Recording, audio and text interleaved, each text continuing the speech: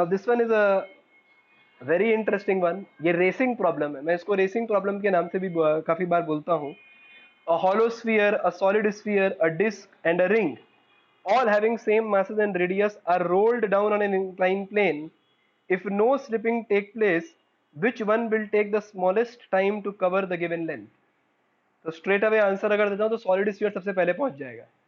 लेकिन अगर मेरे को सीक्वेंस सेट करने बोला जाए कि बताओ कौन पहले पहुंचेगा कौन बाद में पहुंचेगा और क्यों ऐसा होगा, तो थोड़ा सा कैलकुलेशन अपने देख लेते हैं.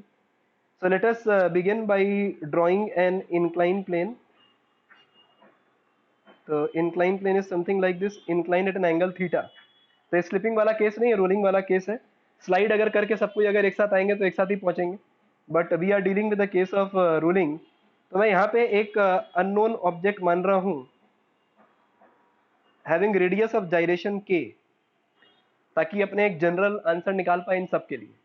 तो अगर मैं वेट एनालिसिस सबसे पहले अगर करता हूँ, तो I will say the component of weight which is M G sine theta is acting in the downward direction. We are saying a certain friction F is acting. Over here mg cos theta will act in this direction. तो अगर मैं सबसे पहले translation equation अगर लिखता हूँ, so I will write for translation. तो पहले अपने ट्रांसलेशन इक्वेशन लिख रहे हैं. तो ट्रांसलेशन इक्वेशन बन जाता है M G sine theta minus F is equal to M A. तो ये हो गया मेरा पहला इक्वेशन. और अगर मैं रोटेशन वाला केस लिखूं, यानी कि फॉर रोटेशन, तो if I right the equation about the centre of mass of the rotating object, तो एम जी साइन थीटा कोई कंट्रीब्यूशन नहीं करेगा, एम जी कॉस थीटा भी कोई कंट्रीब्यूशन नहीं करेगा टॉर्क प्रोड्यूस करने के लिए. तो the torque will be produced by F R. The frictional force which is acting tangentially to the rotating object will produce torque. और इसको अगर मैं ऐसे लिख देता हूँ, so I can write torque as I alpha, which I am writing it as mk square into alpha. mk square क्या हो गया, रेडियस ऑफ जाइरेशन अगर k है तो moment of inertia can be written as mk square alpha, which is equal to fr. And from here I can say that f is equal to mk square alpha by r. तो ये कुछ ऐसा आ गया. This becomes my second equation. तो यहाँ पे अब अगर अपने थोड़ा सा चेंजेस अगर करें, so I am saying if it is rolling, so I write a equal to r alpha, तो alpha can be written as a by r. तो अगर मैं अल्फा को a by r कर देता हूँ दूसरे इक्वेशन में, so the equation of friction will look like mk square alpha is written as a by r, so it will become a by r square. और अगर मैं इस फ्रिक्शन को पहले वाले इक्वेशन में रख देता हूँ, so our first equation will look like mg sin theta minus m k square by r square into a is equal to ma. तो ये क्वेश्चन कुछ ऐसा आ जाएगा. I can chop out all the m, so we are left with g sin theta upon 1 plus k square by r square.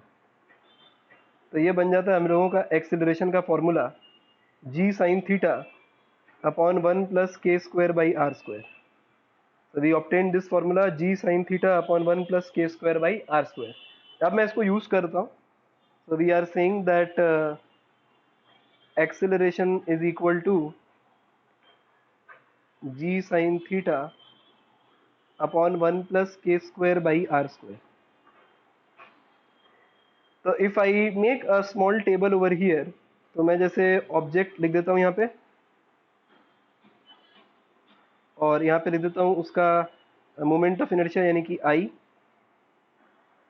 यहाँ पे अपने लिख देते हैं k स्क्वायर, यहाँ पे कर देते हैं k square by r square, और यहाँ पे एक्सेलरेशन निकाल लेते हैं. तो थोड़ा टेबल मैंने एक्सपेंसिव बना दिया ताकि आप बड़े आराम से कैलकुलेट कर पाए. तो let us begin by considering the first object, hollow sphere. इसके लिए हो गया 2/3 mr स्क्वायर. तो k स्क्वायर अगर अपने निकालें तो भी इसे I is equal to M K square, तो m अगर हटा देता हूँ तो बन जाएगा 2r square by 3. So if I write k square by r square, so it will become 2/3. तो अगर मैं एक्सेलरेशन के इक्वेशन में अगर इसको पुट कर देता हूँ, यानी कि g sin theta upon 1 plus 2/3, तो 1 plus 2/3 will become 5/3, so it will become 3/5 g sin theta, which we can write it as 0.6 g sin theta. अगर मैं दूसरा ऑब्जेक्ट लेता हूं, so let us take another object which is solid sphere. तो solid sphere के लिए बन जाएगा 2/5 mr स्क्वायर, तो K square will become 2/5 r square, और K square by are square करें तो 2/5 आ जाएगा। And now if we put the value to calculate the value of acceleration, so if we put this 2/5 over here, so 5 and 2 will become 7/5, and this will become over here 5/7 g sin theta, और इसको अगर अपने calculate करते हैं तो इट विल बिकम 0.71 g sin theta। और next one we can take ring.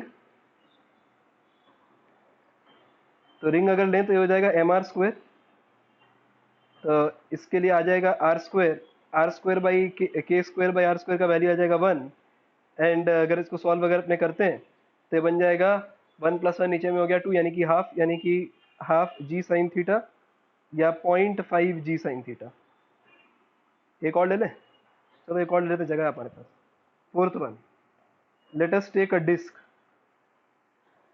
तो डिस्क के लिए क्या हो गया, mr स्क्वायर बाई 2, तो ये वैल्यू हो जाता है r स्क्वायर बाई 2, और K square by are square अगर कैलकुलेट करें तो हो गया हाफ।